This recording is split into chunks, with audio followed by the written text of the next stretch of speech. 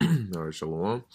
First, I want to give all praises, honor, and glory to Yahweh, Ba'ashem Yahushai, Ba'ashem Rechakudash, double honors to the apostles of Great Millstone, and peace and blessings to your like. Hey, through the Spirit, man, I just wanted to go into this topic. Okay, that's why you see have the word race up here, because one of these you know one of the main things that Esau likes to use, okay, is this whole humanity, okay, is the human race, and all that BS, to try and have that whole inclusive thing, when really the scriptures, the Lord tells you what the Lord's about separation. All right, He's not about all inclusiveness. All right, but Esau, in his mind, he's trying to make us all quote unquote equal, because he knows that the nation of Israel are above everybody else. All right, which that's written in the book of Deuteronomy, the seventh chapter, the 6th verse. Matter of fact, let me just pull it up real quick. All right, and so because of that, he used the narrative of the human race and blah blah blah, and we're all one, we're all one people. That's why ultimately he's trying to push for this one world order.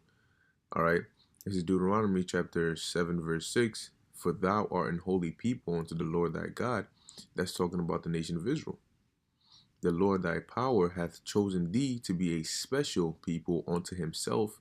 What is that? Above all people that are upon the face of the earth. Okay, above meaning you're not equal. You're not the same. You're not the same level. Okay, so Esau is trying to say, oh, we're all human race. That means we're all one of one. No, but let's look up the word race. It says people of common descent. Okay, common descent, meaning we descend from basically the same, but no, there's a difference in that, because the nation of Israel, all right, and the nation of Esau, we come from different forefathers. All right, when you could say, oh yeah, we're all from Adam, but at some point there's a split in there.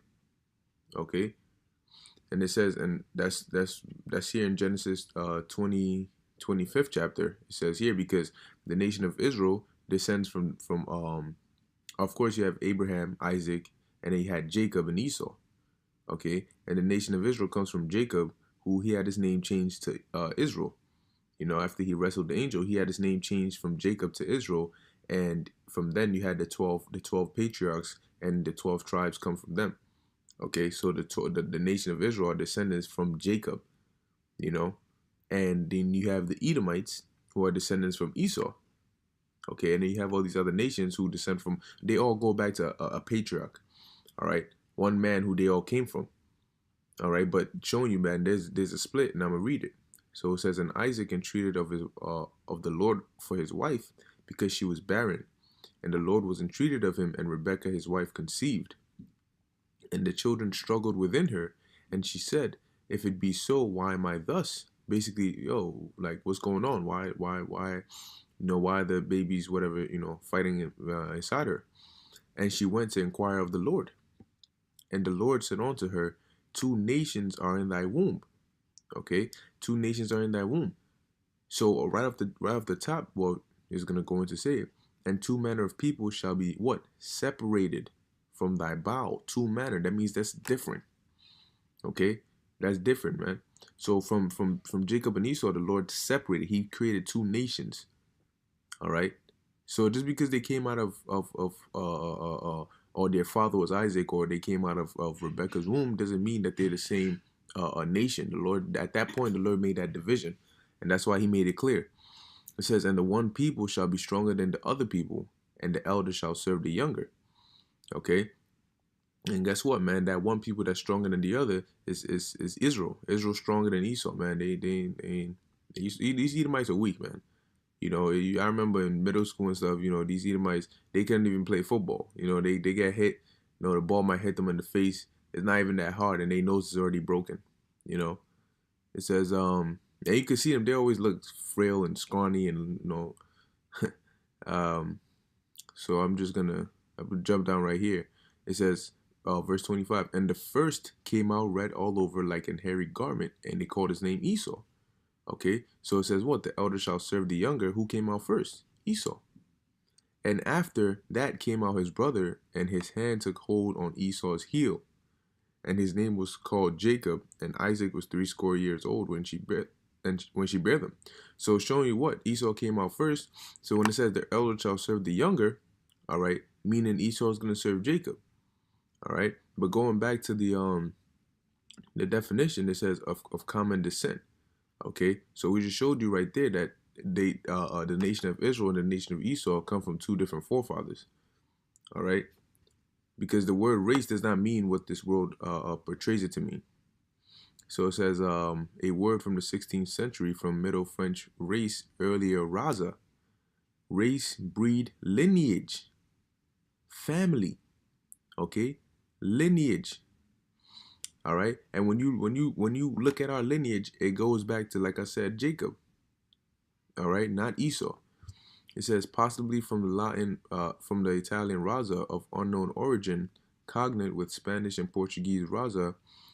Etymologists say no connection with Latin radix root, though they admit this might have influenced the tribe nation sense. All right. Let me see. Look at that. Yeah, tribe, nation, or people regarded as of common stock. All right.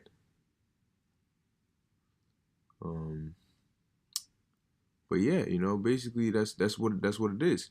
All right. It says a lineage, family. Okay, people of common descent. So it doesn't mean that we're all, because we don't all have the same lineage. Okay, we don't all have the same lineage. Even when you go back to the time of Noah, Salakia. Even when you go back to the time of Noah, okay, it shows you, man, that the Hamites, and the Africans, they came from Ham, all right, and then you had the Israelites, and then the quote unquote Shemites, all right, came from Shem, so even that you have because Noah had 3 sons, and from there, if you were to track the lineage and try to go all the way back there, we wouldn't all be from the same lineage, you know. So going back to it, because Esau tries to use this whole inclusive race, human race, and all that, but that's not what the Lord is about. That's not what the scriptures teach. But if he does that, then he can try to include himself, and that's why a lot of Jake, when they come up, they're like, oh, why you guys are teaching separation? You guys are teaching hate. Well, the Bible's teaching separation. The Most High ain't about all inclusiveness. All right. This is Deuteronomy chapter 32, verse 8. It says, when the Most High divided to the nations their inheritance, all right, when he divided to the what? To the nations, all right. When you look at the word here, what does it say? It says, where is it at? Right here, meaning tribe, nation, okay, nation. So what did the Most High do? When he divided to the nations their inheritance, when he separated the sons of Adam. Why would the Most High separate them if we were all equal? If we're all just one human race and it doesn't matter what there's no difference between us, then why did the Most High separate them? If he wanted us to be all inclusive. All right, that's that satanic doctrine that one world, one people, one currency, one everything. No, the Lord ain't about that. It says he set the bounds of the people according to the number of the children of Israel. Because if that was the case, then the Lord would love everybody equally. No, it says here, for the Lord's portion is his people. Jacob is a lot of his inheritance. Okay, the Lord's portion is his people, the Israelites, not everybody else.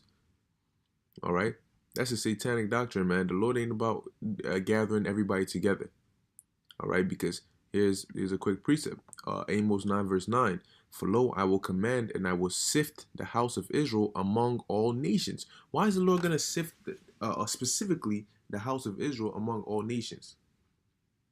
Why not just take all the nations? No, because the Lord specifically chose and separated Israel. All right. Like as corn is sifted in a sieve, yet shall not the least grain fall upon the earth. All right. This is separation. Okay. This is separation right here, man. So, there it is. No, actually, it wasn't this precept I wanted. There we go. This one. All right. This is, 2nd Esdras chapter 6 verse 54. It says, after these Adam also, whom thou madest Lord of all thy creatures, Okay, of him come we all, and the people also whom thou hast chosen. So there's a separation over there too. So everybody, quote unquote, comes from Adam, even, all right, those who the Lord has chosen. So there was a chosen line from everybody that came from Adam. There was a chosen line. Okay, because the seed of Cain was evil. Cain himself was evil, but he came from Adam. You know, Esau is evil, but he technically you could say he came from Adam. It says, "And all this have I spoken before thee, O Lord, because thou madest the world for our sakes, not our as a human race, but our as in Israel." All right. It says, "For the as for the people, all right, or as for the other people." See, he's making a separation over there too. As for the other people, which also come from Adam, all right, those who are not part of the chosen, all right, or the special line, thou hast said that they are nothing, but be like unto spittle.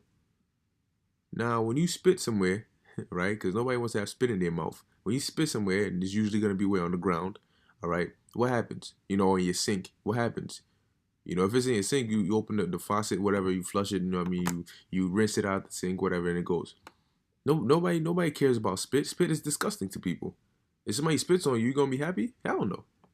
You know, and that's what the Lord is comparing these other nations to. And thou hast likened the abundance of them unto a drop that falleth from a vessel. If you carry in a bucket of water, you know, somewhere and a little drop falls, you're not concerned about that. You know, you're more worried about the rest of the water that's in the bucket. It says, yeah, but you know that was basically it right there, the point. So here the Lord says these nations are like spit; they're nothing to Him. You know, only the nation of Israel is something to the Lord. So what's up with this? Why is this going around that a race is everybody? You know, and then they'll try. Oh, yeah, you have the black race, and you know the this. No, but so what's the whole thing with the human race? What is that? You know, because we don't all come from the same lineage. All right. I just gave you some scriptures that prove it. Okay, because the Lord doesn't see us all as equal, man, and that's what's written in the scriptures. It says that Israel is above everybody else. Okay, and that's what it is, man. There's no way you can try to get grafted in if you're a heathen. No, that's not what's gonna happen, and that's why they try to push so much. Oh, Paul said this, Paul said that. Well, guess what? Let me end it off with this precept. Uh, oh, comes up.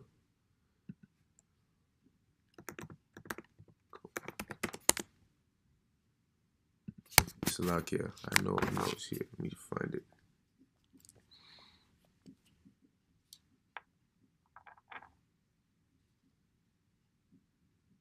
There we go.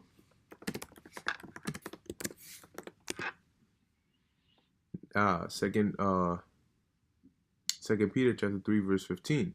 And account that the long suffering of our Lord is salvation, even as our beloved brother Paul, also according to the wisdom given unto him, all right, from who? Yahweh Shai, hath written unto you, as also in all his epistles, speaking in them of these things, in which are some things hard to be understood, which they that are unlearned and unstable rest, as they do also the other scriptures unto their own destruction. See, so even Peter was telling you, man, Paul's writings were hard to be understood. That's so these people, everybody who reads it, they oh yeah, I understand it. That means heathens can be saved. No. Why would Peter say his writings are hard to be understood if everybody can just if you can take it at face value? So what's the point of the mystery of the Gentiles? What's the mystery then?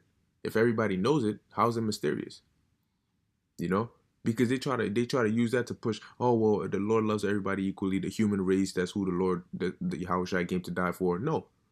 He came to die for the nation of Israel. Paul wasn't talking about heathens. He was talking about Israelites who were living like heathens, who were living like Gentiles, but didn't know they were Israelites. Those are the only kind of Israelites that Paul was writing to, man. Okay, the quote unquote Gentiles, those who the Israelites in Judea wouldn't consider their brethren, even though they knew they're from the same nationality, the same nation. All right, That's who these letters were for, man. All right, but you know that's a whole nother topic. But hey, this is what I wanted to get into with the whole race thing, man. All right, because the Lord ain't dealing with a human race. The Lord is dealing with the nation of Israel, and that's it, point blank, period. So, Lord willing, this video is edifying unto the elect. You know, pulling down the strongholds, you know, of this wicked society, man. All right, but I want to give all praises to Yahweh Ba'Shem Yahweh Shai, Ba'Hashem B'Chakodash. Until next time, Shalom.